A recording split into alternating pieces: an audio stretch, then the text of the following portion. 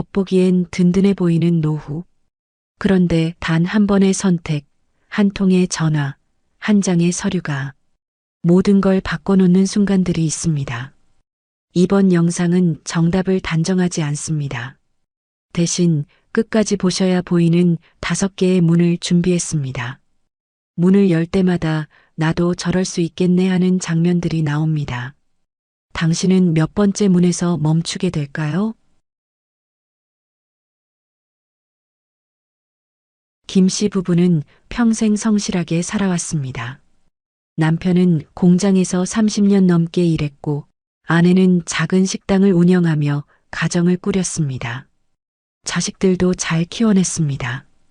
큰아들은 대학을 졸업하고 직장을 잡았고 딸은 결혼해서 손주까지 선물해줬습니다. 두 사람은 그렇게 믿었습니다. 평생 큰 병 한 번 없이 건강하게 지내왔으니 앞으로는 연금으로 조용히 살 수 있겠다고 말입니다. 매일 아침 6시에 일어나 동네를 한 바퀴 산책하는 게 일상이었습니다. 건강검진에서도 늘 양호 판정을 받았습니다. 혈압약 하나 정도만 먹을 뿐이었습니다. 하지만 어느 날 저녁, 평소처럼 저녁을 먹고 있던 중이었습니다. 남편이 갑자기 가슴을 움켜쥐며 쓰러졌습니다. 아내는 처음엔 체한 줄 알았습니다. 등을 두드려주고 물을 떠다 줬습니다. 하지만 남편의 얼굴이 점점 파랗게 질려갔습니다. 식은땀이 주르륵 흘러내렸고 숨소리도 거칠어졌습니다. 이상하다 싶어 119에 전화를 걸었습니다. 구급차 사이렌 소리가 울리고 병원 응급실로 급히 실려갔습니다. 의사는 바로 진단을 내렸습니다. 급성 심근경색이었습니다. 곧바로 응급수술이 시작됐습니다. 아내는 수술실 앞 의자에 앉아 3시간을 기다렸습니다. 자식들에게 연락했지만 멀리 있어서 당장 올 수 없었습니다. 다행히 수술은 성공했습니다. 의사가 나와서 말했습니다. 위험한 고비는 넘겼다고 말입니다. 하지만 진짜 문제는 그 다음이었습니다. 보험이 일부를 커버해줬지만 비급여 항목이 끝도 없이 청구됐습니다. 스텐트 재료비가 제일 컸습니다. 집중 치료실 비용도 만만치 않았습니다. 병원 상담실에서 비용 설명을 들었을 때 아내는 깜짝 놀랐습니다. 생각했던 것보다 훨씬 많은 돈이 나가는 거였습니다. 평생 모은 돈에서 상당한 금액이 빠져나갔습니다. 퇴원할 때까지만 해도 큰 고비는 넘었다고 안심했습니다. 하지만 집에 돌아온 후에도 지출은 계속됐습니다. 퇴원 후 이어진 재활치료비까지 정기검진비, 재활치료비, 약값, 매달 나가는 병원비가 만만치 않았습니다. 3개월마다 받는 정밀검사 비용도 부담이었습니다. 예전에는 월 생활비가 100만 원이면 충분했습니다. 하지만 이제는 병원비만으로도 그 절반 이상이 나가게 됐습니다. 연금으로는 감당하기 어려운 수준이었습니다. 아내는 통장을 보며 속삭였습니다. 여보, 우리 이제 어떻게 버티나요? 목소리에는 걱정이 가득했습니다. 평생 큰 병 없이 살아온 부부에게는 정말 예상하지 못한 큰 지출이었습니다. 연금으로 평온하게 살 계획이었는데 갑자기 생활비가 2배로 늘어난 셈이었습니다. 주변 사람들도 비슷한 이야기를 했습니다. 우리도 그런 일 겪었어요. 정말 하루아침에 인생이 바뀌더라고요. 이런 일이 결코 특별한 경우가 아니었습니다. 사실 이런 일은 특별한 이야기가 아닙니다. 주변을 둘러보면 비슷한 경험을 한 분들이 많습니다. 한국보건사회연구원 조사에 따르면 65세 이상 가구는 전체 소비의 20% 이상을 의료비로 지출하고 있습니다. 쉽게 말해서 이런 겁니다. 은퇴 생활비 100만 원을 쓴다면 그중 20만 원이 병원비로 나간다는 뜻입니다. 이것도 평상시 이야기입니다. 그런데 응급 상황이라도 생기면 순식간에 수백만 원, 수천만 원이 날아가는 겁니다. 건강할 때는 전혀 예상하지 못하는 일입니다. 보험이 있어도 모든 걸 다 커버해주지 않습니다. 김 씨 부부는 고민 끝에 결정했습니다. 결국 집을 담보로 대출을 받았습니다. 다른 방법이 없었습니다. 평생 모은 돈만으로는 부족했습니다. 남편은 다행히 살아났지만 매달 빠져나가는 이자와 생활비가 또 다른 짐이 되었습니다. 은퇴 후 즐기려 했던 평온한 일상은 사라지고 병원비를 갚기 위한 전쟁이 시작됐습니다. 몇 달이 지난 후 아내가 말했습니다. 건강할 때는 정말 몰랐어요. 아프면 이렇게 돈이 많이 들 줄은 꿈에도 몰랐어요. 후회가 섞인 목소리였습니다. 병원에서 만난 다른 가족들도 마찬가지였습니다. 우리만 이런 게 아니구나. 모두들 비슷한 어려움을 겪고 있었습니다. 예상치 못한 의료비 때문에 고생하는 사람들이 많았습니다. 여기서 우리가 꼭 기억해야 할 점이 있습니다. 보험, 장기요양제도. 이건 선택이 아니라 필수입니다. 미리 준비하지 않으면 큰 어려움을 겪을 수 있습니다. 노후의 가장 큰 적은 예상치 못한 의료비입니다. 지금은 보험료가 아깝다고 느껴질 수 있습니다. 매달 나가는 돈이 부담스럽기도 합니다. 하지만 나중에는 삶을 지켜주는 유일한 방패가 될 수 있습니다. 김 씨 부부처럼 되지 않으려면 말입니다. 건강할 때 미리 준비해야 합니다. 아픈 다음에는 이미 늦습니다.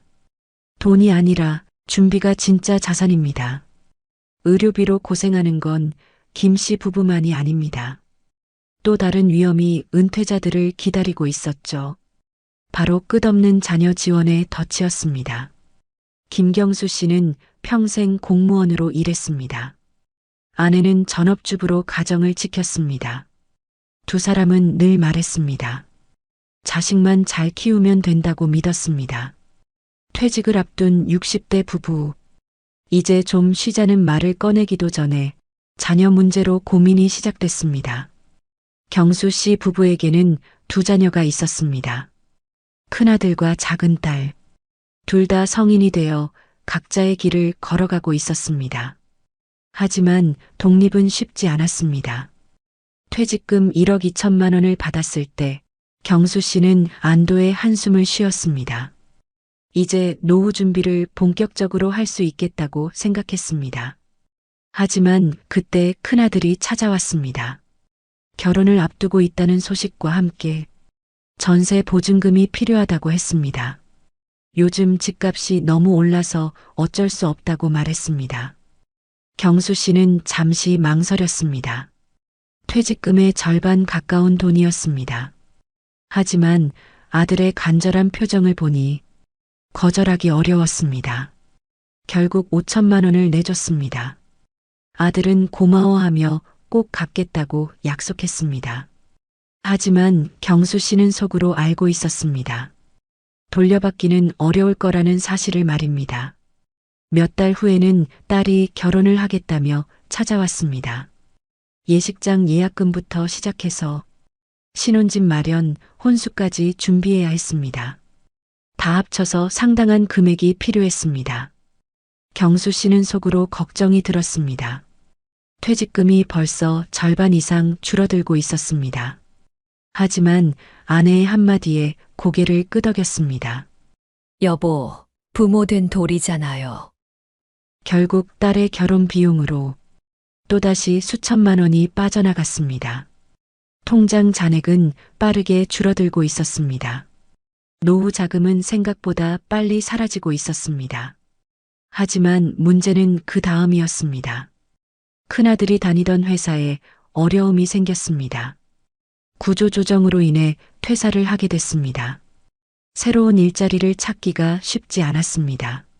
몇 달 동안 취업 준비를 했지만 마땅한 곳을 찾지 못했습니다. 그러던 중 아들이 말했습니다. 작은 가게라도 한번 해보고 싶다고 했습니다. 경수 씨는 고민이 깊었습니다. 이미 퇴직금의 대부분을 써버린 상황이었습니다. 하지만 아들의 미래를 생각하니 또다시 마음이 흔들렸습니다. 결국 남은 돈 중에서 사업 자금을 지원해줬습니다. 가게 임대료부터 인테리어 비용, 초기 운영 자금까지 모든 걸 부담했습니다. 아내는 애써 웃으며 말했습니다. 자식들이 잘 되면 우리도 좋은 거 아니냐고. 하지만 속으로는 불안했습니다. 정작 자신들의 노후는 준비되지 않고 있었습니다. 실제로 한국보건사회연구원 조사에 따르면 중장년층 부모의 30% 이상이 퇴직금이나 노후 자금을 자녀 지원에 사용한다고 합니다. 문제는 이렇게 쓰고 나면 정작 본인의 노후는 준비되지 않는다는 사실입니다. 부모의 희생이 결국 또 다른 부담을 만들어내는 겁니다. 몇 년이 지난 후 경수 씨 부부의 상황은 어떻게 됐을까요? 퇴직금은 거의 바닥이 났고 남은 건 국민연금뿐이었습니다. 매달 들어오는 연금은 120만 원. 부부가 생활하기에는 빠듯한 금액이었습니다. 월세와 생활비를 내고 나면 남는 돈은 거의 없었습니다. 자식들은 고마워했습니다. 하지만 정작 부모는 스스로의 노후를 포기한 대가를 치러야 했습니다.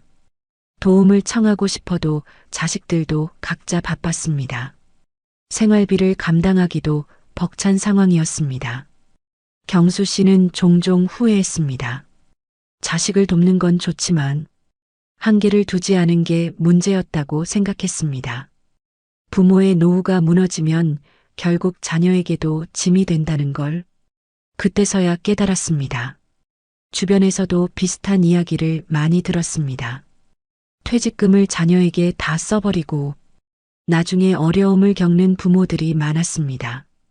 특히 자녀의 결혼이나 사업 자금 지원 때문에 노후 준비를 못한 경우가 많았습니다. 어떤 분은 이렇게 말했습니다. 자식 위해서 한 일인데 왜 후회되는지 모르겠어요. 마음과 현실 사이의 괴리감을 느끼고 있었습니다. 또 다른 분은 이런 이야기를 했습니다. 도와주고 싶은 마음은 굴뚝 같은데 정작 우리 노후는 어떻게 해야 할지 모르겠어요. 많은 부모들이 같은 고민을 하고 있었습니다. 사실 자녀를 돕는 게 잘못된 건 아닙니다. 부모로서 당연한 마음입니다. 하지만 문제는 한계선을 두지 않은 지원입니다. 부모의 노후가 무너지면 결국 자녀에게도 부담이 됩니다. 현명한 부모들은 다르게 접근합니다. 자녀 지원에 일정한 한계를 두고 자신들의 노후도 함께 준비합니다. 우리가 건강하고 안정적이어야 자식들도 편하다는 생각을 갖고 있습니다. 어떤 부모는 이렇게 말했습니다. 처음에는 야박하다고 생각했는데 지금 보니 그게 맞는 것 같아요. 자녀도 부모의 노후 준비가 필요하다는 걸 이해하게 됐다고 했습니다. 경수 씨 같은 상황을 피하려면 미리 계획을 세우는 게 중요합니다. 자녀 지원 예산을 정해두고 그 범위 내에서만 도움을 주는 겁니다. 또한 자녀들과도 솔직하게 대화해야 합니다. 부모의 노후 준비가 왜 중요한지 함께 이해하고 협력하는 게 필요합니다. 희생이 사랑이 아닙니다. 지혜로운 선택이 진짜 사랑입니다. 부모와 자녀 모두가 행복한 노후를 만들어가는 것. 그것이 진정한 가족의 모습이 아닐까요? 정민호 씨 62세. 평생을 회사에 다니며 성실히 살았습니다. 퇴직금 1억 8천만 원을 손에 쥐었을 때 가슴이 뿌듯했습니다. 30년 넘게 직장 생활을 하며 한 푼 두 푼 모은 소중한 돈이었습니다. 이제 은퇴 후 여유로운 생활을 할 수 있겠다고 생각했습니다. 하지만 주변에서 가장 많이 들은 말은 이것이었습니다. 형, 갭 투자해. 집값은 무조건 오른다니까. 친구들, 동료들, 심지어 가족들까지 모두 부동산 투자를 권했습니다. 부동산은 절대 안 망한다. 많은 사람들이 그렇게 믿었습니다. 특히 서울 근교 아파트는 계속 오를 거라는 확신이 있었습니다. 민호 씨는 아내와 상의했습니다. 아내는 잠시 망설였습니다. 평생 모은 돈을 투자한다는 게 부담스럽기도 했습니다. 하지만 주변의 성공 사례들을 들으니 마음이 흔들렸습니다. 다들 하는데 우리만 안 하면 손해 아닌가요? 결국 아내도 동의했습니다. 민호 씨 부부는 결정을 내렸습니다. 서울 외곽 신도시 아파트 2채를 전세 끼고 사기로 했습니다.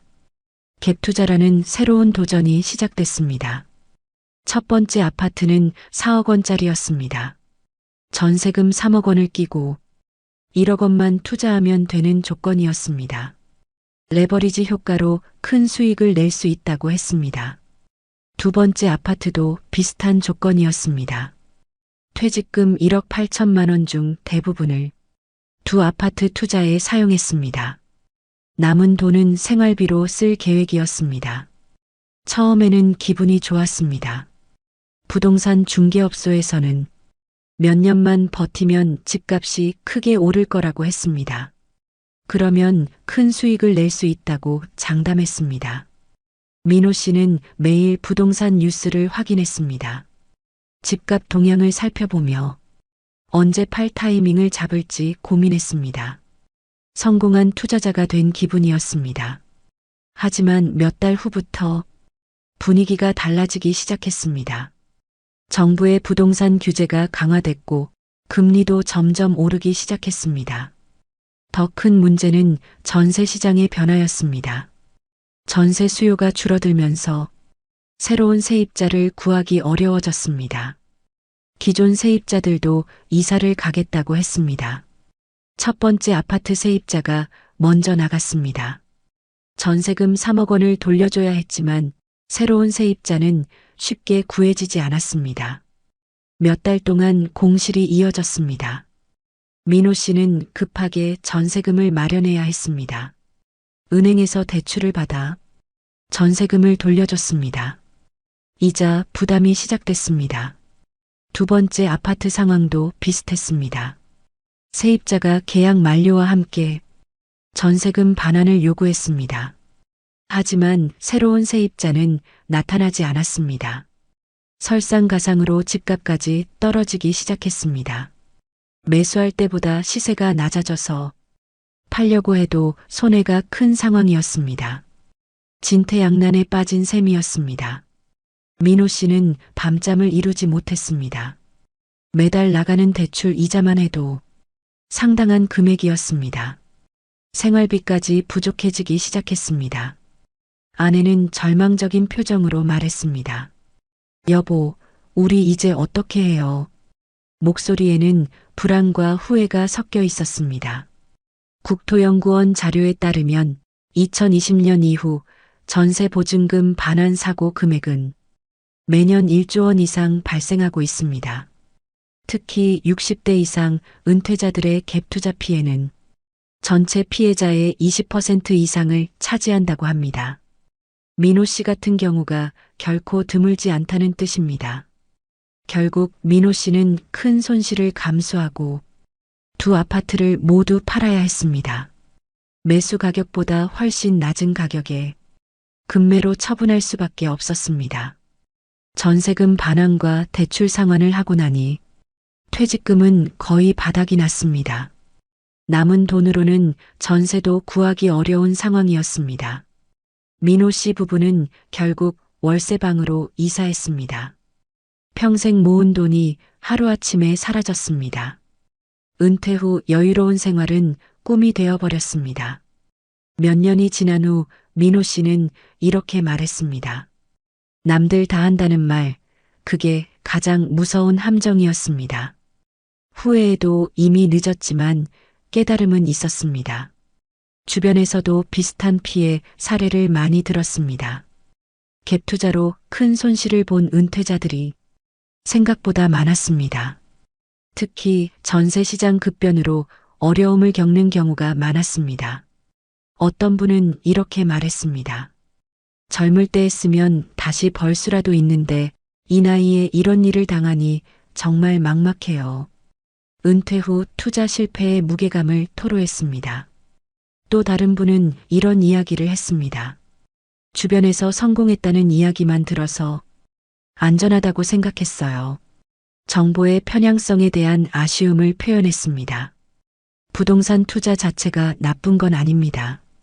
하지만 은퇴 후 투자는 신중해야 합니다. 특히 레버리지를 이용한 투자는 위험성이 매우 높습니다. 젊을 때는 실패해도 다시 벌 기회가 있습니다. 하지만 은퇴 후에는 회복할 시간이 부족합니다. 한 번의 실패가 노후 전체를 흔들 수 있습니다.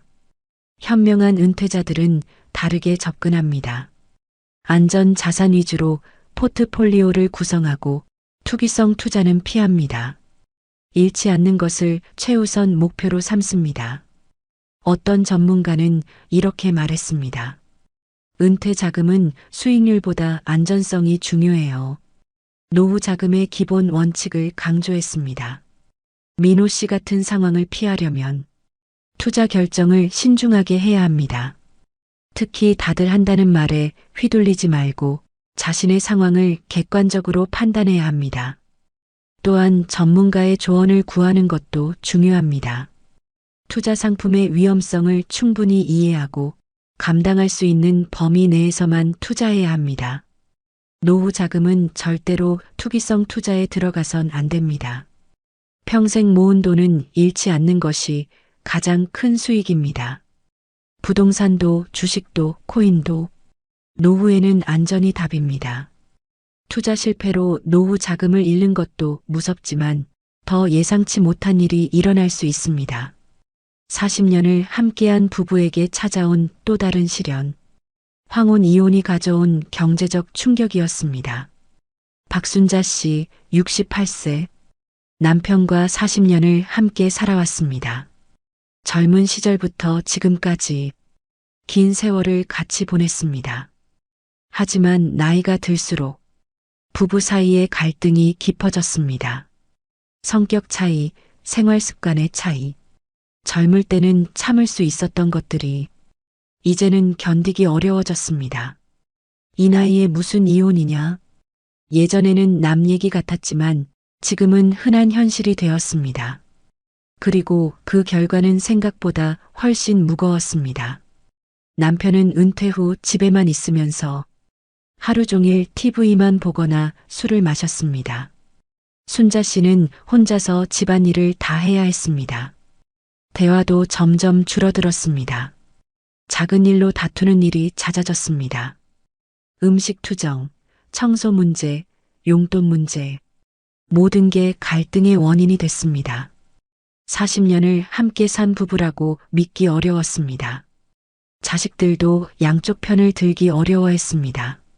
그냥 참고 사세요라고 말하지만 당사자들의 마음은 이미 멀어져 있었습니다. 순자 씨는 고민 끝에 결정했습니다. 남은 인생이라도 편하게 살고 싶다고 생각했습니다. 40년을 함께 했는데 결국 남은 건 빈 지갑뿐이구나. 결국 황혼 이혼을 택했습니다. 주변에서는 만류했지만 순자 씨의 마음은 이미 굳어져 있었습니다. 더 이상 함께 살 수 없다고 판단했습니다. 이혼 과정에서 재산 분할이 시작됐습니다. 순자 씨는 위자료 대신 살던 아파트를 반으로 나눠 가지기로 했습니다. 아파트 시세가 4억 원이었으니 각자 2억 원씩 갖는 조건이었습니다. 남편은 집을 팔아 절반의 금액을 가져갔고 순자 씨는 그 돈으로 작은 전세를 얻었습니다. 겉보기엔 공평해 보였습니다. 하지만 진짜 문제는 그 다음이었습니다. 생활비 문제가 현실로 다가왔습니다. 이혼 전에는 두 사람의 국민연금 합산이 매달 200만 원이 넘었습니다. 생활비로 충분한 금액이었습니다. 부부가 함께 쓰면 절약도 가능했습니다. 하지만 이혼 후 순자 씨에게 들어오는 건 혼자 받을 수 있는 95만 원 뿐이었습니다. 남편의 연금은 더 이상 가게에 도움이 되지 않았습니다. 매달 고정 지출을 계산해 보니 문제가 심각했습니다. 전세 관리비 30만 원, 생활비 60만 원, 의료비, 통신비 등을 합치면 120만 원이 필요했습니다. 연금 95만 원으로는 감당이 안 됐습니다. 매달 25만 원씩 부족한 상황이었습니다. 결국 전세를 줄여서 좀 더 작은 집으로 이사했습니다.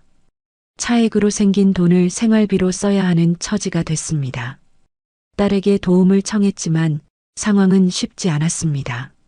엄마, 우리도 애들 키우느라 빠듯해요. 돌아온 건 미안한 대답뿐이었습니다. 아들도 마찬가지였습니다.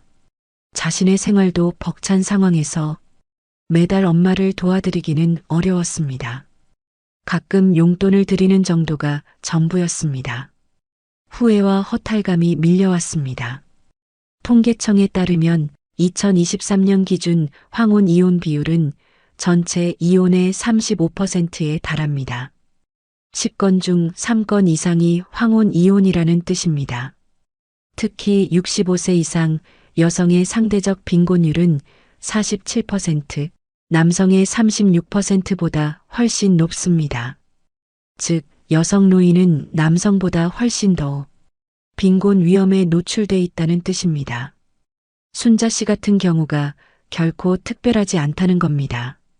황혼 이혼 후 경제적 어려움을 겪는 여성들이 생각보다 훨씬 많습니다. 몇 달이 지나자 순자 씨는 계산을 해봤습니다. 매달 25만 원씩 부족한 상황이 계속된다면, 그리고 갑자기 급하게 큰 돈이 나간다면 전세 차액으로 생긴 돈도 몇 년 후에는 바닥날 게 뻔했습니다. 미리 대비책을 마련해야겠다고 생각했습니다. 건강도 문제가 됐습니다. 혼자 살면서 스트레스가 늘어나니 병원에 갈 일이 많아졌습니다. 의료비 지출도 만만치 않았습니다. 순자 씨는 결국 파트타임 일자리를 찾기 시작했습니다. 이렇게 가다가는 몇 년 못 버틸 게 뻔했기 때문입니다. 68세 여성이 구할 수 있는 일은 많지 않았지만 미리 준비하는 게 낫다고 판단했습니다. 주변에서도 비슷한 이야기를 많이 들었습니다. 황혼 이혼 후 경제적 어려움을 겪는 분들이 생각보다 많았습니다. 특히 여성의 경우 더 심각했습니다. 어떤 분은 이렇게 말했습니다. 이혼할 때는 자유만 생각했는데 경제적 현실은 생각 못했어요. 감정적 결정의 대가를 톡톡히 치르고 있었습니다. 또 다른 분은 이런 이야기를 했습니다. 젊을 때 이혼했으면 다시 일이라도 할 텐데 이 나이에는 그것도 어려워요. 나이의 제약을 절실히 느끼고 있었습니다. 물론 갈등을 참고 사는 게 능사는 아닙니다. 때로는 이혼이 더 나은 선택일 수도 있습니다. 하지만 경제적 준비 없는 이혼은 위험합니다. 현명한 선택을 위해서는 이혼 전에 경제적 계획을 세워야 합니다. 재산 분할 후 생활비가 충분한지, 혼자서도 생활이 가능한지 점검해야 합니다. 또한 자녀들과도 솔직하게 대화해야 합니다. 이혼 후 경제적 지원이 필요할 수 있다는 점을 미리 상의하는 게 중요합니다. 무엇보다 전문가의 조언을 구하는 게 좋습니다. 변호사, 재정 상담사 등의 도움을 받아 이혼 후 생활을 구체적으로 설계해야 합니다. 순자 씨는 지금도 후회하고 있습니다. 이혼 자체는 후회 안 하지만 경제적 준비를 못한 게 아쉬워요. 현실적 준비의 중요성을 뼈저리게 느끼고 있습니다. 갈등보다 더 무서운 건 이혼 이후의 경제 문제입니다. 관계를 정리하더라도 반드시 생활 설계는 필요합니다. 사랑의 끝은 자유일 수 있지만 준비 없는 이혼의 끝은 빈곤일 수 있습니다. 최영수 씨 70세, 연금 110만 원으로 살며 아내와 조용한 일상을 보내고 있었습니다. 큰 욕심도 없고 남들에게 피해주는 일도 없이 평범하게 살아가는 분이었습니다. 나만은 안 당하겠지. 많은 분들이 이렇게 말합니다. 하지만 실제로 피해자의 절반 이상은 평범한 노후를 보내던 어르신들이었습니다. 그날도 평소처럼 전화를 받았을 뿐입니다. 오후 2시쯤 집 전화가 울렸습니다. 영수 씨는 별 생각 없이 전화를 받았습니다. 아빠, 제가 사고를 냈어요. 정말 급해요. 지금 당장 도와주셔야 해요. 영수 씨는 당황했습니다. 아들이 사고를 냈다니. 평소 조심스럽게 운전하던 아들이었는데 믿기지 않았습니다. 하지만 아들의 절박한 목소리에 냉정하게 확인할 여유가 없었습니다. 얼마나 필요하냐? 고 묻자 1,000만 원만 바로 보내주세요라고 했습니다. 영수 씨는 그 자리에서 은행에 갔습니다. 평생 모은 돈 중 1,000만 원을 송금했습니다. 아들을 위해서라면 어쩔 수 없다고 생각했습니다. 송금을 마치고 나서야 뭔가 이상하다는 생각이 들었습니다. 직접 아들에게 전화를 걸어봤습니다. 아빠, 무슨 일이세요? 아들의 멀쩡한 목소리가 들렸습니다. 사고는 없었고 보석금도 필요 없었습니다. 그제서야 영수 씨는 깨달았습니다. 보이스피싱을 당했다는 사실을 말입니다. 하지만 이미 늦었습니다. 1,000만 원은 되돌릴 수 없었습니다. 왜 잘 속을까요? 긴급성 때문입니다. 지금 바로 안 하면 큰일 난다는 말에 판단이 마비됩니다. 권위 남용도 큰 이유입니다. 검찰, 경찰을 사칭해서 법적 문제라고 하면 겁부터 먹게 됩니다. 기술적 속임수도 교묘합니다. 발신 번호를 실제 은행이나 관공서 번호처럼 조작하는 경우가 많습니다. 무엇보다 심리를 정확히 공략합니다. 자식, 손주 걱정하는 마음이나 생활 불안 심리를 찌르는 겁니다. 그래서 나는 안 당해라고 생각하는 사람도 순간 당황하면 쉽게 속을 수 있습니다. 며칠 뒤 또 다른 전화가 왔습니다. 이번에는 다른 수법이었습니다. 정부 긴급 지원 대출이 가능하다는 말에 영수 씨는 혹시 지난 손실을 만회할 수 있을까 싶었습니다. 상담원이 친절하게 설명했습니다. 본인 확인을 위해 개인정보가 필요합니다. 영수 씨는 의심 없이 정보를 넘겨줬습니다. 결국 범인들은 영수 씨 명의로 대출을 실행했고 신용카드까지 발급해 사용했습니다. 통장에서 돈이 빠져나가는 걸 보고서야 또 당했다는 걸 깨달았습니다. 아내는 눈물을 흘리며 말했습니다. 여보, 평생 모은 돈이 하루아침에 다 날아갔네요. 70년을 살면서 가장 큰 충격이었습니다. 경찰청에 따르면 2023년 보이스피싱 피해 금액은 8천억 원대를 넘어섰습니다. 특히 피해자의 절반 이상이 60세 이상 고령층으로 나타났습니다. 노후 세대가 가장 큰 표적이 되고 있다는 뜻입니다. 영수 씨 같은 피해가 매일 일어나고 있습니다. 대표적인 유형들을 살펴보면 이렇습니다. 자녀 사고 위장형이 가장 많습니다. 아들이 사고 났다. 합의금 급하다는 식입니다. 정부 지원 사칭형도 늘고 있습니다. 긴급대출, 지원금 받으려면 본인 인증 필요라고 합니다. 검찰, 경찰 사칭형은 가장 교묘합니다. 계좌가 범죄에 연루됐다. 안전계좌로 옮겨라고 협박합니다. 최근에는 택배비 정산이나 건강보험 환급금을 사칭하기도 합니다. 영수 씨는 몇 달 후 이렇게 말했습니다. 순간의 당황함이 평생의 후회가 됐어요. 냉정함을 잃으면 누구나 당할 수 있다는 걸 깨달았습니다. 주변에서도 비슷한 피해 사례를 들었습니다. 나도 그런 전화 받았는데 다행히 의심했어요. 하지만 의심하지 못한 분들이 더 많았습니다. 어떤 분은 이렇게 말했습니다. 자식 목소리와 똑같더라고요. 어떻게 의심하겠어요? 기술이 발달하면서 속임수도 정교해졌습니다. 또 다른 분은 이런 이야기를 했습니다.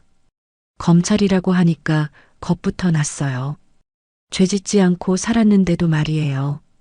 권위에 대한 두려움을 이용한 수법이었습니다. 어르신들이 자주 당하는 이유가 있습니다. 첫째, 정보가 부족합니다. 새로운 사기 수법을 접할 기회가 적습니다.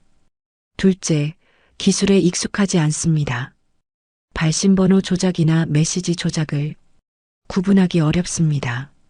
셋째, 가족에 대한 걱정이 큽니다. 자식, 손주 이야기가 나오면 냉정한 판단이 어려워집니다. 넷째, 예의를 중시합니다. 상대방 말을 끝까지 들어주려고 하다가 말려들게 됩니다. 하지만 이런 특성들을 알고 있으면 충분히 예방할 수 있습니다.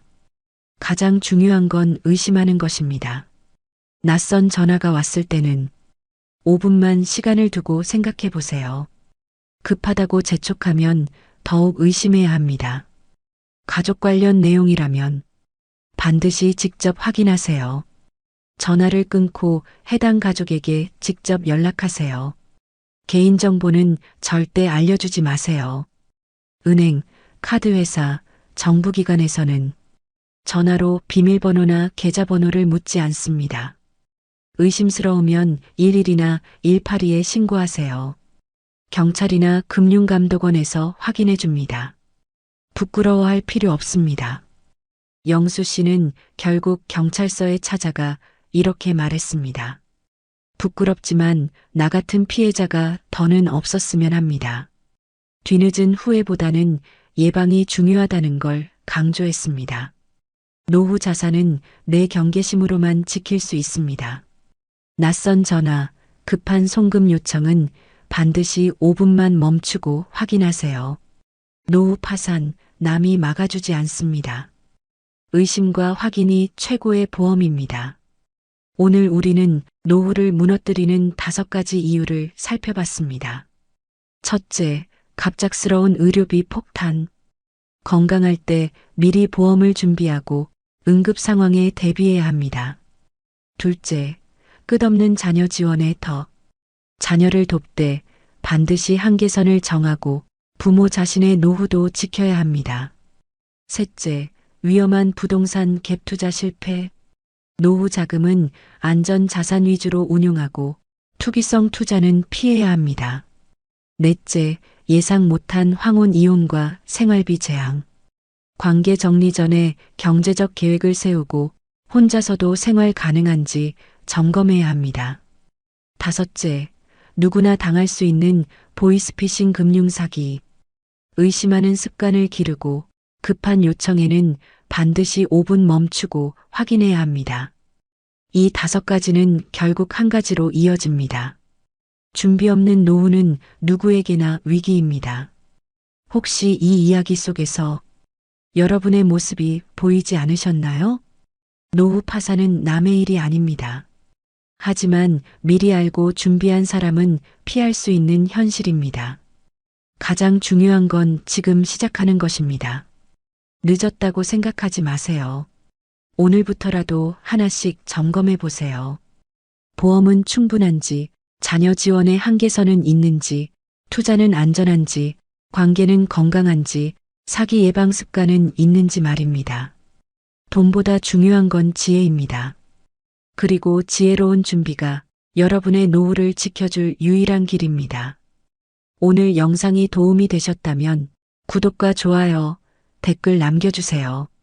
앞으로 더 많은 이야기를 전해드리는 큰 힘이 됩니다. 여러분의 안전하고 행복한 노후를 응원합니다. 안녕하세요. 오늘도 하루가 참 쉽지 않으셨죠? 살다 보면 마음 한켠이 무겁게 느껴질 때가 많습니다. 이곳에서는 잠시라도 그런 걱정은 내려놓으시고 편히 쉬어가셨으면 합니다. 그런데 은퇴 이후의 삶, 겉으로는 든든해 보여도 속을 들여다보면 누구나 빠지기 쉬운 함정이 있습니다. 바로 노후를 흔들어버리는 치명적인 착각들인데요. 오늘은 많은 분들이 겪는 5가지 착각을 함께 나눠보려 합니다.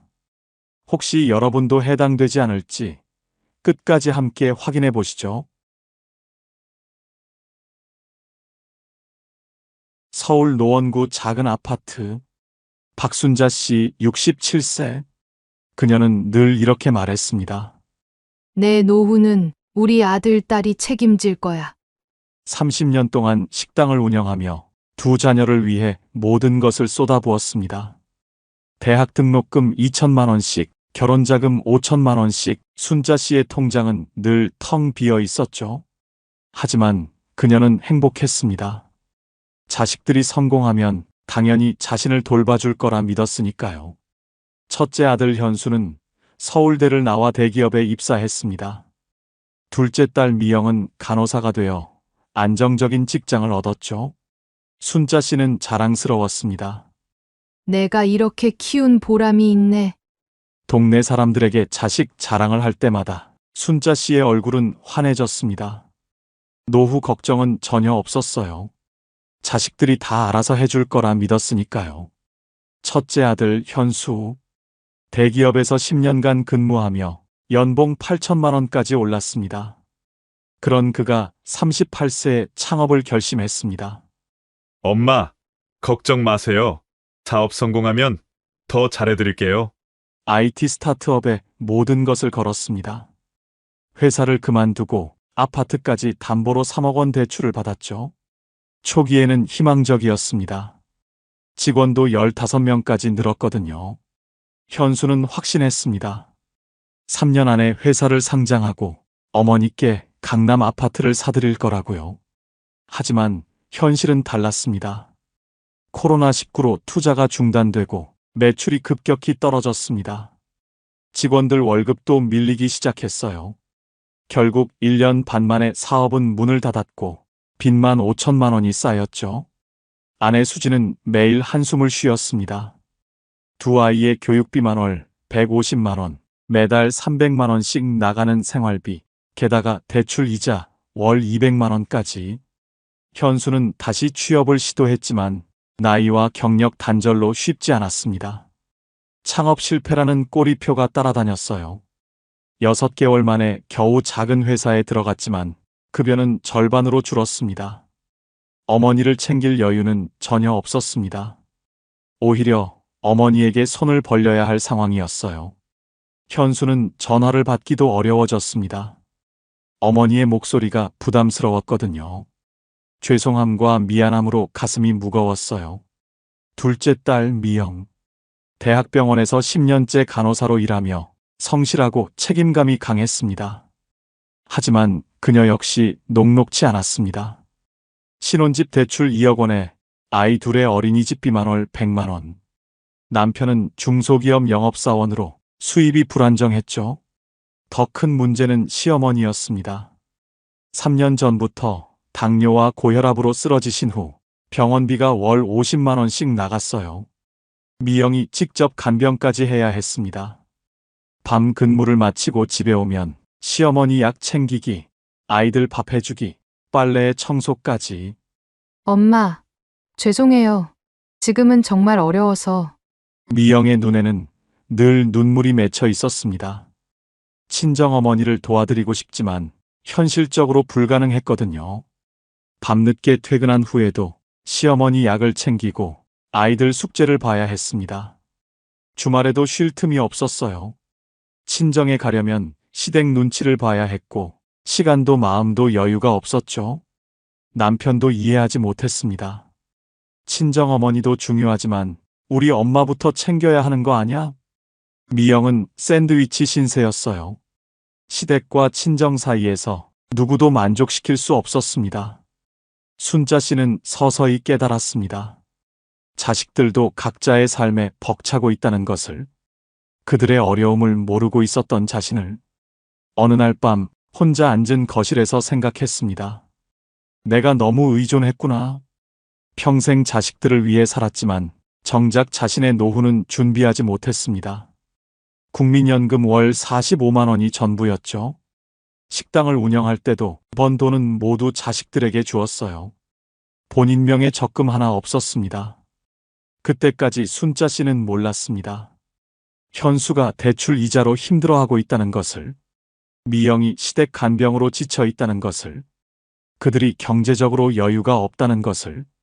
자식들은 어머니에게 걱정을 끼치지 않으려 모든 것을 숨기고 있었거든요. 순자 씨는 후회했습니다. 자식들만 키우느라 정작 본인의 미래는 생각하지 못했다고. 이때 순자 씨는 중요한 선택을 했습니다. 자식들에게 부담을 주지 않기로 오피스텔 건물 청소 일을 시작했습니다. 67세 나이에 일자리를 구하는 건 쉬운 일이 아니었어요. 10군데 넘게 거절당했습니다. 나이가 너무 많으시네요. 다른 분을 구해보세요. 하지만 포기하지 않았죠. 결국 한 청소회사에서 받아주었습니다. 새벽 5시부터 오전 9시까지 매일 4시간씩 일했습니다. 계단 청소, 화장실 청소, 유리창 닦기. 허리가 아파도 참았어요. 무릎이 시려도 견뎠습니다. 자식들에게 짐이 되고 싶지 않았거든요. 월 80만 원의 수입이 생겼습니다. 비록 적지만 자립할 수 있는 최소한의 돈이었어요.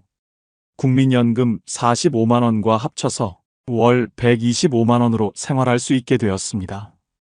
그리고 놀라운 일이 일어났습니다. 경제적 부담이 줄어든 자식들이 오히려 어머니에게 더 자주 연락했습니다. 엄마, 오늘 어떠셨어요?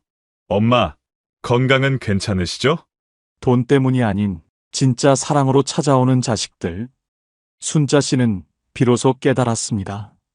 현수는 어머니가 독립적이시라는 것을 알고 마음의 부담이 줄었습니다. 창업 실패의 죄책감에서 벗어날 수 있었어요. 오히려 가끔 용돈 10만 원씩 드릴 수 있게 되었죠. 엄마, 맛있는 거 드세요. 미영도 마찬가지였습니다. 어머니께 죄송한 마음이 줄어들자 더 자주 안부를 물을 수 있었어요. 시댁 간병과 친정 사이에서 조금이나마 마음의 여유가 생겼습니다. 주말에는 아이들과 함께 할머니 댁에 놀러 오기도 했어요. 6개월 후 순자 씨는 깨달았습니다. 사랑과 의존은 달랐구나. 자녀는 든든한 버팀목일 수 있습니다. 하지만 내 노후의 보험이 될 수는 없어요. 왜냐하면 그들도 각자의 인생이 있고 각자의 어려움이 있기 때문입니다. 각자의 가족과 책임이 있거든요. 현수처럼 사업에 실패할 수도 있고 미영처럼 시댁 간병으로 바쁠 수도 있어요. 그들의 상황은 언제든 변할 수 있습니다. 건강, 경제적 여건, 가족 상황 모든 게 불확실해요. 진짜 사랑은 서로에게 부담을 주지 않을 때 더욱 깊어지는 법이죠. 순자 씨처럼 자립할 수 있는 최소한의 준비. 그것이 자녀와의 관계도 노후도 지켜주는 진짜 힘입니다. 혹시 여러분도 자녀를 믿고 안심하고 계신가요? 자식들이 아무리 효자라도 그들만큼은 변수가 많은 존재도 없어요. 사랑과 의존은 다릅니다. 진짜 사랑은 서로 독립적일 때 더욱 아름다워요. 여수시 낡은 단독주택. 김영호 씨 69세. 그는 늘 이렇게 말했습니다. 그래도 집은 있잖아. 집만 있으면 노후는 걱정 없어. 평생 버스 기사로 일하며 매달 조금씩 대출을 갚아왔죠. 10년 전 드디어 완전히 내 집이 되었습니다. 영호 씨는 자랑스러웠어요. 이제 대출 이자 걱정 없이 살 수 있다. 하지만 은퇴 후 현실은 전혀 달랐습니다. 영호 씨의 하루는 걱정으로 시작됩니다. 아침에 일어나면 보일러가 말썽입니다. 20년 된 보일러는 자주 고장났어요. 수리비만 이번 달에 25만 원. 집 곳곳에서 문제가 생겼습니다. 지붕에서 물이 새고 화장실 타일이 떨어지고 전기 배선도 낡아서 위험했어요. 매달 나가는 돈만 계산해봐도 큰 부담이었습니다. 국민연금 평균 수령액은 월 67만 원인데 영호 씨는 가입 기간이 짧아서 월 58만 원, 아내 순덕 씨는 주부였다가 늦게 일해서 월 35만 원. 부부 합쳐서 월 93만 원을 받았어요. 집은 있지만 생활비를 벌어다 주지는 않았습니다. 집값이 올랐다고 해서 내 통장에 돈이 들어오는 건 아니구나. 영호 씨는 뒤늦게 깨달았습니다. 더 큰 문제가 있었습니다. 아내 순덕 씨의 건강이 나빠진 것. 3년 전부터 무릎이 아파서 계단 오르내리기가 힘들어졌어요. 2층에 있는 취미 공간을 쓰지 못하게 되었죠. 여보, 1층에 작은 방을 하나 만들까? 하지만 공사비만 400만 원. 월 93만 원으로는 엄두도 낼 수 없었습니다. 겨울에는 더 힘들었어요. 오래된 집이라 단열이 안 되어서 난방비가 많이 나왔거든요. 집은 있는데 왜 이렇게 살기 어렵지? 영호 씨는 혼잣말을 했습니다. 그때 영호 씨는 이웃 할아버지를 만났습니다.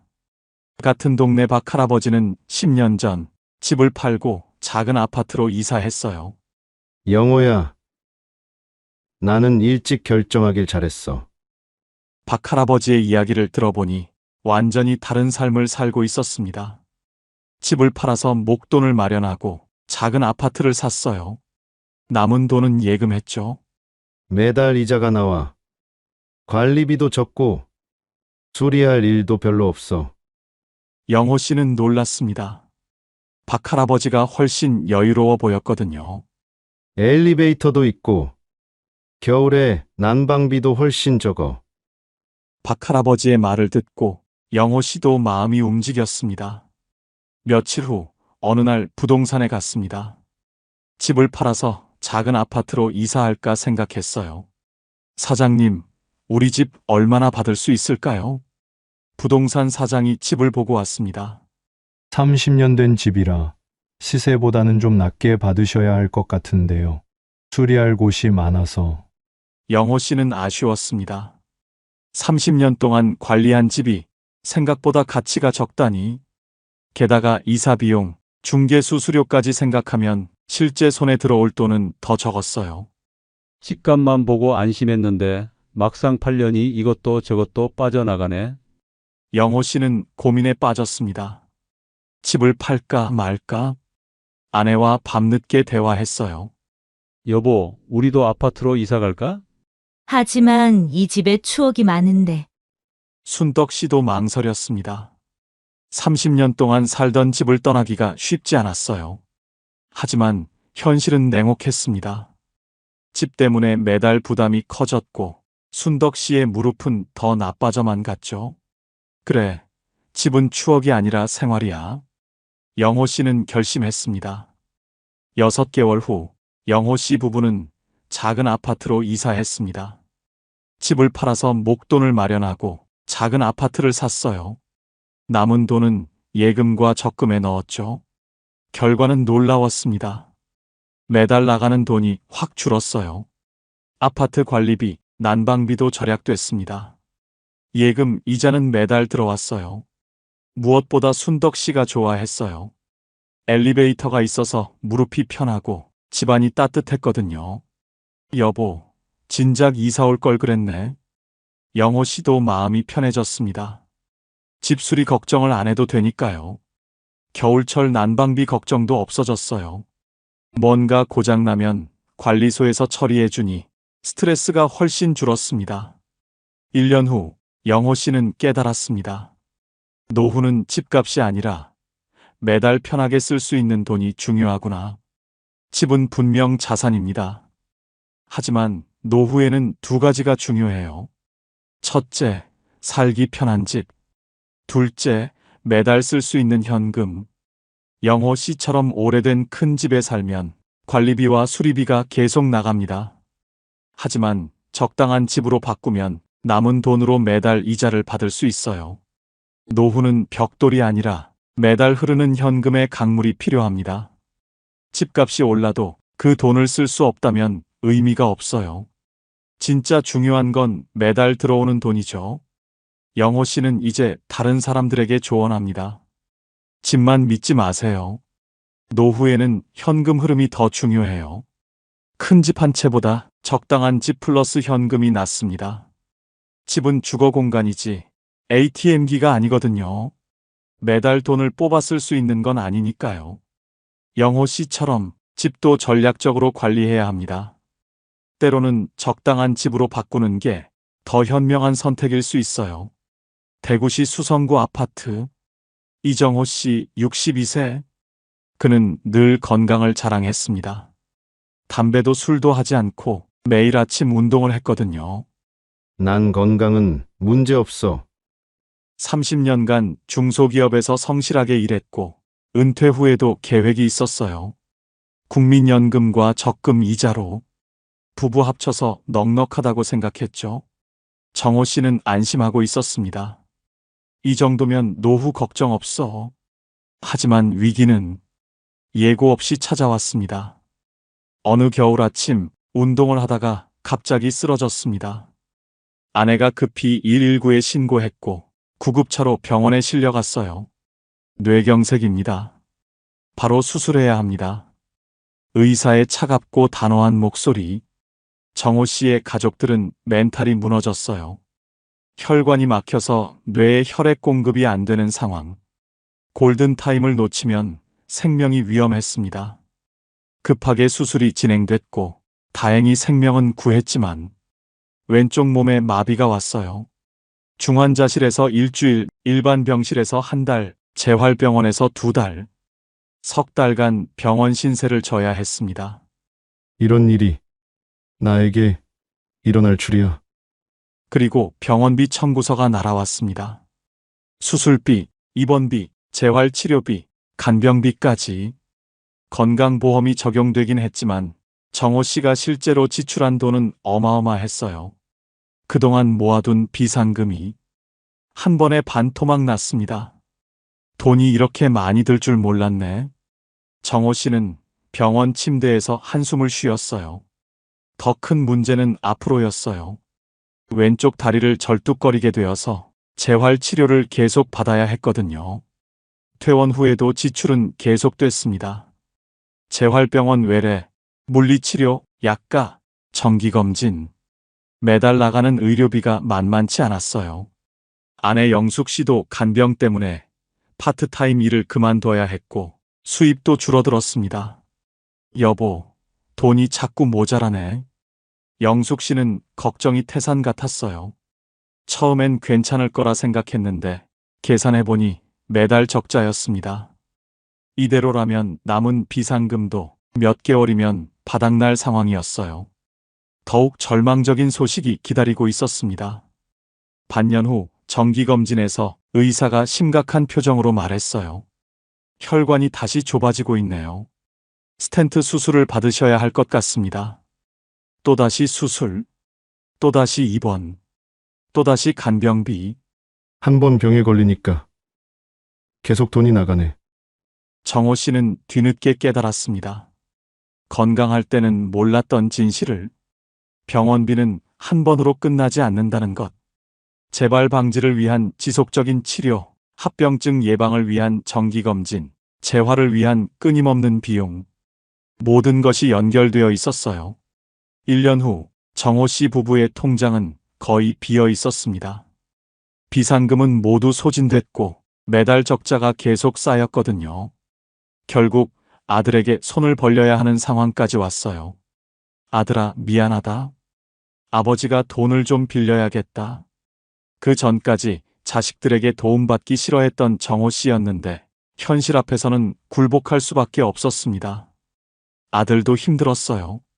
집 대출에 아이들 교육비까지 아버지를 도와드릴 여유가 많지 않았거든요. 하지만 외면할 수도 없는 일. 매달 보내드리기 시작했습니다. 자식에게 짐이 되는 부모. 정호 씨는 마음이 무거웠어요. 그때서야 정호 씨는 깨달았습니다. 위기는 아무도 모르게 어느 날 갑자기 찾아온다는 것을. 건강할 때는 아무도 자신이 병에 걸릴 거라 생각하지 않아요. 하지만 나이가 들수록 위험은 더 커져요. 정호 씨처럼 건강하다고 자신했던 사람도 한순간에 모든 계획이 무너질 수 있습니다. 건강할 때 미리 준비해둬야 했구나. 운동을 열심히 하고 건강하게 살았지만 그것만으로는 충분하지 않았어요. 위기에 대비한 경제적 준비, 그것도 필수였습니다. 정호 씨는 이제 다른 사람들에게 조언합니다. 여러분, 절대 방심하지 마세요. 위기는 예고 없이 찾아와요. 노후 자금을 계산할 때는 반드시 의료비를 따로 준비해야 해요. 생활비와 별도로 의료비 비상금도 준비하고 큰 수술에 대비한 여유 자금도 있어야 합니다. 실손보험도 미리 들어두세요. 건강할 때 가입해야 보장을 받을 수 있거든요. 정호 씨가 만약 미리 준비했다면, 의료비 적금을 꾸준히 했다면 큰 수술비도 감당할 수 있었을 거예요. 실손보험과 질병보험에 가입했다면 수술비와 입원비 걱정도 없었을 거고요. 그랬다면 아들에게 손 벌리지 않아도 당당하게 치료받을 수 있었을 겁니다. 하지만 이미 병에 걸린 후에는 보험 가입도 어렵고 조건도 까다로워져요. 위기는 기다려주지 않습니다. 건강할 때, 젊을 때 미리 준비해야 해요. 노후는 긴 항해와 같습니다. 폭풍은 언제든 불어올 수 있어요. 질병, 사고, 예상치 못한 큰 지출. 이런 위기들이 노후를 위협합니다. 하지만 미리 준비한다면 폭풍 속에서도 견딜 수 있어요. 비상금은 노후의 구명조끼입니다. 실손보험은 든든한 방파제고요. 정기적인 건강검진은 조기경보 시스템이죠. 정호 씨의 이웃 김 할아버지는 달랐어요. 같은 나이지만 일찍부터 의료비를 준비해뒀거든요. 나도 언젠가는 아플 텐데 미리 준비해놔야지. 매달 일정 금액을 의료비 통장에 넣고 실손보험과 질병보험도 가입해뒀어요. 작년에 심장 수술을 받았는데 보험으로 대부분 해결됐다고 하더라고요. 미리 준비해서 다행이었어. 김 할아버지는 여전히 여유로웠어요. 정호 씨처럼 위기가 닥친 후에 후회하지 마세요. 지금 당장 시작하세요. 건강할 때가 기회예요. 혹시 여러분도 나는 괜찮을 거야 라고 생각하고 계신가요? 그 생각이 바로 노후를 무너뜨리는 가장 위험한 착각입니다. 위기는 반드시 온다고 가정하고 미리미리 대비하는 것. 그것이 진정한 노후 준비입니다. 건강한 지금, 이 순간이 바로 준비할 때입니다. 창원시 아파트. 최민석 씨 59세. 은퇴를 앞두고 계산기를 두드리고 있었습니다. 인터넷에서 찾은 통계 자료를 보며 안심하고 있었어요. 은퇴 후 부부 생활비가 월 231만 원이라던데? 그럼 내 국민연금으로 충분하겠네. 민석 씨는 30년간 제조업 회사에서 일했고 국민연금을 꼬박꼬박 납부했습니다. 예상 수령액은 월 140만 원. 아내 은주 씨도 월 85만 원을 받을 예정이어서 부부 합쳐서 월 225만 원이었어요. 통계 최소 생활비가 231만 원인데 우리는 225만 원이니까 거의 맞네. 별 문제 없겠어. 민석 씨는 홀가분했습니다. 하지만 1년 후 실제 은퇴 생활이 시작되자 현실은 전혀 달랐습니다. 은퇴 첫 달, 민석 씨는 깜짝 놀랐습니다. 전기세만 18만 원이 나왔거든요. 여름철 에어컨을 틀어서였지만 예상보다 훨씬 많았어요. 이상하네. 직장 다닐 때는 이렇게 안 나왔는데? 그러고 보니 집에 있는 시간이 길어졌습니다. 에어컨도 더 오래 켜놓고 TV도 하루 종일 틀어두고 가스비도 마찬가지였어요. 집에서 밥을 해먹는 횟수가 늘어나면서 월 12만 원까지 나왔습니다. 통계에는 전기 가스비가 이렇게 많지 않았는데 둘째 달에는 병원비가 문제였습니다. 직장 다닐 때는 건강검진 정도만 받았는데 은퇴 후에는 시간이 많다 보니 이곳저곳 아픈 곳이 눈에 띄기 시작했어요. 무릎이 아파서 정형외과, 소화가 안 돼서 내과, 이명 때문에 이비인후과. 한 달 병원비만 25만 원이 나왔습니다. 젊을 때는 몰랐는데 나이가 드니까 병원 갈 일이 이렇게 많네. 은주 씨도 마찬가지였어요. 갱년기 증상으로 산부인과를 다니고 혈압약도 처방받기 시작했거든요. 가장 큰 충격은 셋째 달에 왔습니다. 민석 씨의 어머니가 갑자기 쓰러지셨어요.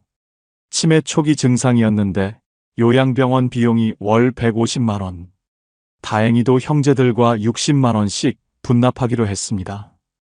어머니 모실 돈도 따로 준비해야 했구나. 게다가 딸의 결혼 준비도 겹쳤습니다. 예단비, 예식비, 신혼집 준비금까지 한 번에 3천만 원이 나갔어요. 이런 돈까지 들 줄은 몰랐는데 민석 씨는 당황했습니다. 계획에 없던 돈들이 계속 나가니까요. 6개월이 지나자 민석 씨는 현실을 깨달았습니다.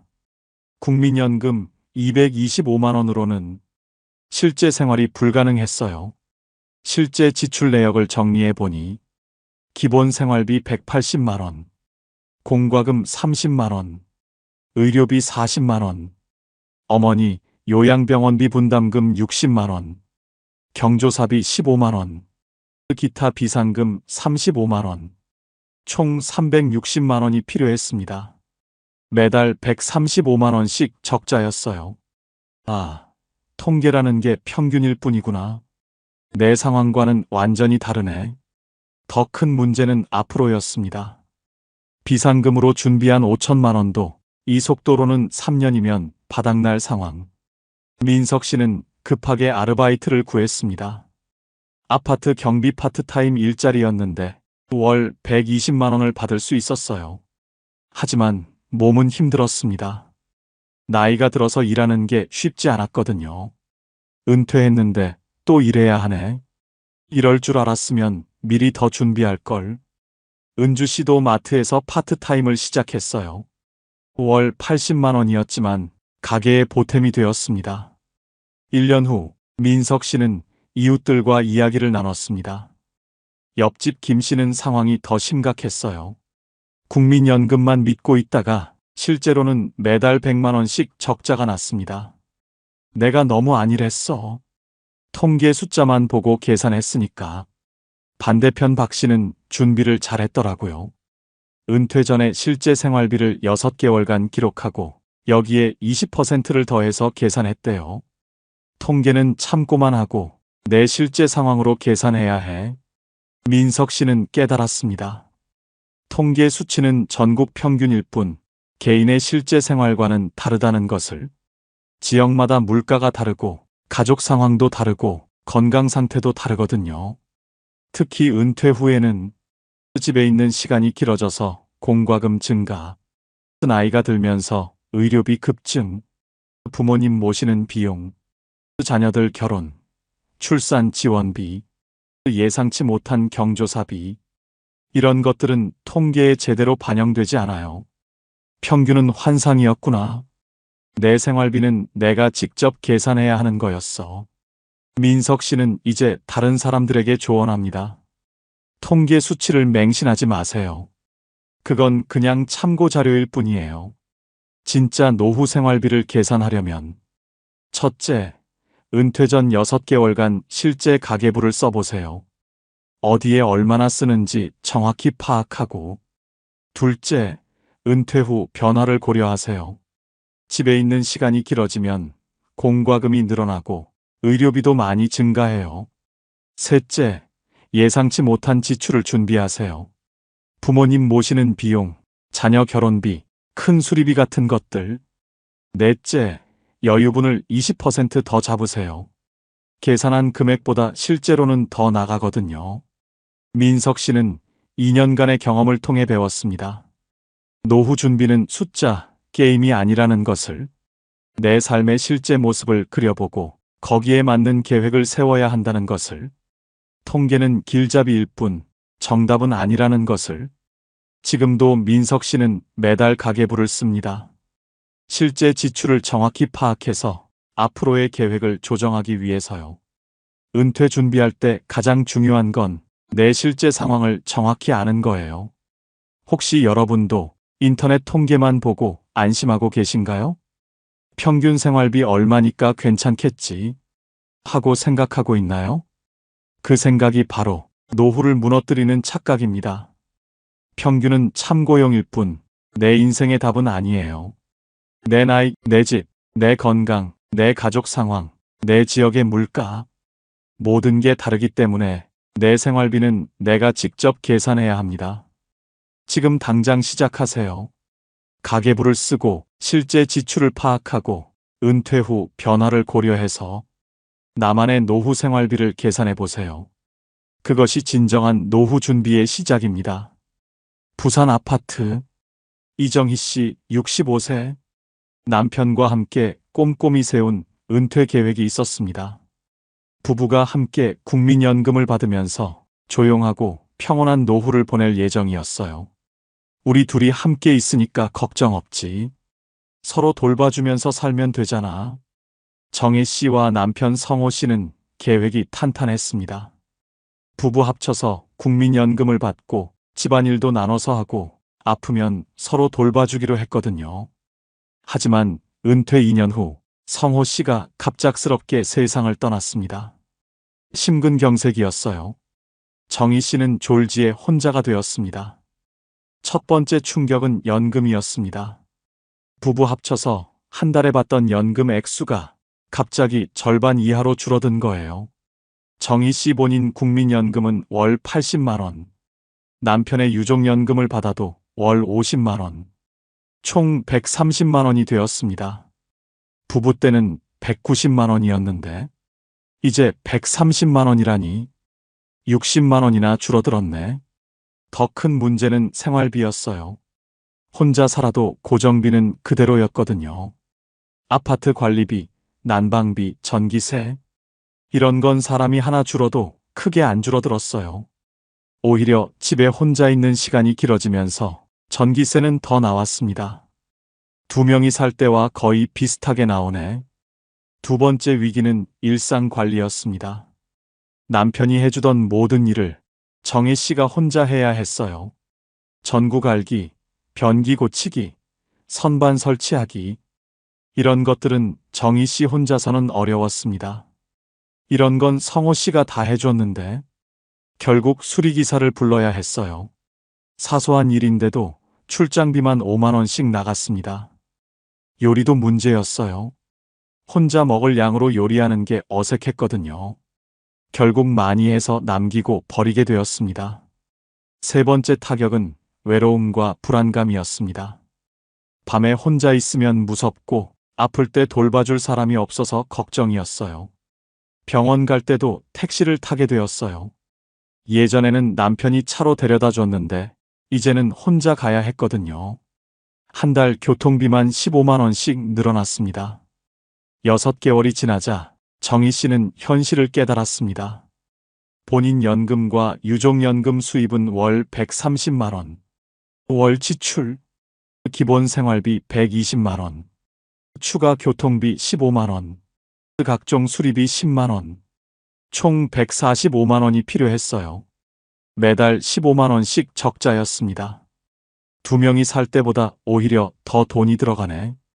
이웃집 김영자 씨도 비슷한 상황이었어요. 남편이 먼저 세상을 떠난 지 1년. 혼자 사는 어려움을 토로했습니다. 정말 모든 게 다 돈이야. 예전엔 남편이 해주던 일들을 다 업체 불러서 해야 하니까. 영자 씨는 더 심각했어요. 우울증까지 와서 정신과 치료를 받고 있었거든요. 치료비도 부담이었습니다. 반면 박순덕 씨는 준비를 잘했습니다. 남편이 살아있을 때부터 혼자 살 준비를 해뒀거든요. 언젠가는 둘 중 하나가 먼저 가게 되잖아. 미리 준비해둬야지. 순덕 씨는 남편과 함께 다음과 같이 준비했어요. 첫째, 개인연금을 각자 하나씩 더 가입했습니다. 둘째, 집 근처에 믿을 만한 업체들을 미리 찾아뒀어요. 셋째, 요리도 미리 연습해뒀습니다. 넷째, 동네 모임에도 적극적으로 참여했어요. 정희 씨는 순덕 씨를 보며 깨달았습니다. 혼자 사는 건 단순히 사람 수가 줄어드는 게 아니라 완전히 다른 생활 방식이라는 것을. 혼자서도 괜찮을 거라고 생각했는데 부부일 때와는 완전히 다른 세상이구나. 정희 씨는 늦었지만 변화를 시작했습니다. 우선 인터넷을 보며 혼밥 요리를 배웠어요. 그러면서 식비를 절약할 수 있게 되었습니다. 둘째, 동네 문화센터 공예 수업에 나가기 시작했어요. 사람들과 어울리니까 외로움이 많이 줄어들었습니다. 셋째, 간단한 수리는 직접 배웠어요. 유튜브를 보면서 전구 갈기, 화분 옮기기 같은 건 스스로 할 수 있게 되었습니다. 1년 후 정희 씨의 생활이 안정되었습니다. 월 지출을 135만 원으로 줄였고 부족한 5만 원은 적금을 깨서 충당했어요. 처음엔 막막했는데 적응하고 나니까 할만해. 하지만 여전히 아쉬움이 있었어요. 미리 준비했으면 이렇게 허둥지둥하지 않았을 텐데. 정희 씨는 이제 다른 부부들에게 조언합니다. 혼자 살 준비를 미리 해두세요. 언젠가는 그날이 올 테니까. 정희 씨의 친구들도 하나둘 변화를 시작했습니다. 최미영 씨는 남편과 함께 요리 수업을 들었어요. 둘 다 요리할 줄 알아야 해. 이춘자 씨는 집안 수리도구를 준비해뒀어요. 간단한 건 직접 할 수 있게. 박정숙 씨는 개인연금을 하나 더 가입했어요. 유족연금만으로는 부족하니까. 가장 중요한 건 마음가짐의 변화였어요. 혼자 사는 게 불행한 건 아니야. 다만 다른 방식의 삶일 뿐이지. 정희 씨는 지금도 새로운 것들을 배우고 있어요. 스마트폰 사용법, 온라인 쇼핑, 인터넷 뱅킹. 나이가 들어도 배울 수 있어. 적응하면 되는 거야. 동네 할머니들과 함께 등산도 다니고 문화센터 공예 수업도 참여하고 있어요. 혼자지만 외롭지 않아. 오히려 자유로운 면도 있고. 2년이 지난 지금 정희 씨의 딸이 아이를 낳으면서 손주를 돌봐주기 시작했습니다. 딸이 주는 육아비로 한 달에 50만 원 정도 수입이 생겼어요. 이제는 적자가 아니라 조금씩 저축도 하고 있습니다. 혼자라고 포기하지 마세요. 새로운 인생의 시작일 수도 있어요. 혹시 여러분도 우리 부부는 늘 함께 할 거야 하고 생각하고 계신가요? 그 생각이 바로 노후를 무너뜨리는 마지막 착각입니다. 사랑하는 사람과 함께하고 싶지만 현실적으로는 혼자 남을 가능성도 있어요. 그때를 대비해서 지금부터라도 준비해 두세요. 혼자서도 당당하게 살 수 있는 그런 준비 말이에요.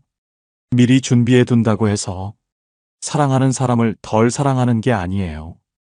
오히려 더 현명한 사랑일 수 있거든요. 지금부터 시작하세요. 혼자서도 괜찮을 수 있도록. 노후를 무너뜨리는 5가지 착각.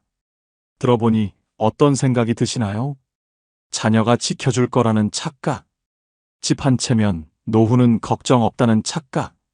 위기는 오지 않을 거라는 착각. 통계에 속는 생활비 착각. 그리고 혼자서도 괜찮을 거라는 착각. 우리가 너무도 쉽게 빠지는 착각들이지만 미리 알아차린다면 막을 수 있습니다. 진짜 중요한 건 이거예요. 노후는 멀리 있는 게 아닙니다. 바로 오늘 우리가 준비한 만큼만 편안해집니다. 자녀에게 의존하지 말고, 집만 믿지 말고, 위기에 대비하고, 내 실제 생활비를 계산하고, 혼자 살 준비도 해두세요. 지금 당장 시작하세요. 내일은 늦을 수도 있으니까요. 이 영상이 도움이 되셨다면 구독, 좋아요, 댓글 꼭 부탁드립니다.